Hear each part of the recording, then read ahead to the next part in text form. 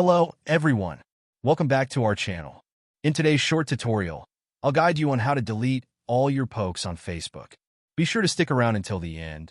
And if you find this helpful, please like this video and subscribe for more tips and tutorials. To start, open the Facebook app on your mobile device. Once you're logged in, tap on the three horizontal lines or your profile picture. Scroll down and select Settings and Privacy, then tap on Settings. In the Settings menu, scroll down to the Your Activity section and click on Activity Log. Here, tap on Your Facebook Activity. In the expanded menu, find and tap on the Other Activities section. Once you're there, select Pokes. You'll see a list of all the pokes you've sent.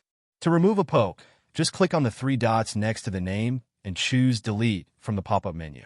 If you want to delete all your pokes at once, simply check the box to select all, then tap the Remove button at the bottom of the screen. And that's it. You can easily manage and delete your pokes on Facebook. If you enjoyed this video, don't forget to like it and subscribe for more great content. Thanks for watching.